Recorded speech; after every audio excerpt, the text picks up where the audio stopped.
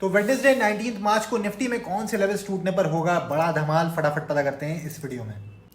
दोस्तों हमेशा की तरह एनालिसिस की शुरुआत करते हैं निफ्टी के डेली चार्ट से। इससे पहले मैं एनालिसिस में आगे बढ़ेंगे, अगर आप पेज पे पहली बार आए तो फॉलो करना मत भूलिएगा ऐसी डेली मार्केट एनालिसिस वीडियोस के लिए। डेली चार्ट पर यहाँ पर हम देखेंगे तो भैया फाइनली ये जो 20 पीरियड का मूविंग एवरेज था, जो हर्डल बन रहा था, निफ्टी ने गैप अप के साथ उसे निकाला।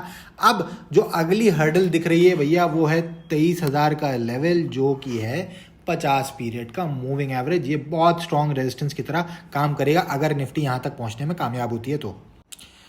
पहले भी आप देखेंगे यहीं से रेजिस्टेंस लेके निफ्टी नीचे गिरी थी जब इसने 20 पीरियड मूविंग एवरेज को लास्ट टाइम निकाला था।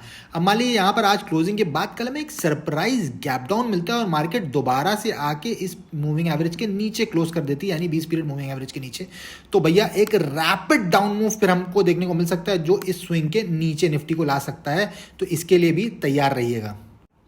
अब इंट्राडे में ट्रेडिंग को कैसे अप्रोच करेंगे ये देखते हैं निफ्टी के 5 मिनट के चार्ट पे। दोस्तों कल के लिए एक हमने आपको इंपॉर्टेंट की लेवल दिया था जो कि था 22,580 और हमने ये बोला था कि अगर इसके ऊपर मार्केट गैप अप खुलती है तो यहाँ तक आने का वेट करेंगे। यहाँ सपोर्ट दिखा था तो ऊपर के लिए ट्रेड लेंगे। थोड़ी सी ऊपर से ही घूम गई मार्केट, लेकिन ऊपर के हमारे जो भी टारगेट से इंक्लूडिंग जो लास्ट वाला 22,818 819 वहाँ तक मार्केट गई है। अब कल के लिए क्या इंपॉर्टेंट लेवल्स होंगे भैया, अगर हल्का सा गैप डाउन हमें देखने को मिल जाता है कल निफ्टी में, यानी 22,819 के नीचे अगर मार्केट खुलती है और 693 के बीच में, तो ये जो 22,693 से 666 वाली जोन है ये बहुत इंपॉर्टेंट जोन है। यही की लेवल की तरह कल काम करेगी।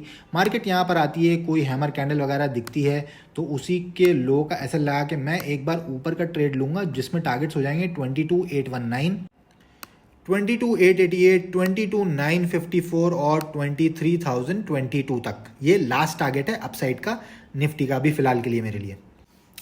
अब ये जोन एक की जोन इसलिए क्योंकि अगर मार्केट यहाँ पर आती है और कोई बुलिश फॉर्मेशन दिखाती है जैसे कि कोई हैमर कैंडल और हम ट्रेड लेते हैं, मार्केट थोड़ा सा ऊपर जाने के बाद आगे पलट के दोबारा 22,666 के नीचे कोई 5 मिनट की कैंडल क्लोज कर देती है तो मैं 693 का ऐसे लगा कर फिर नीचे के टारगेट्स के लिए जाऊंगा जो कि हो जाएंगे 22,580, 22,533 और 22,475 तक।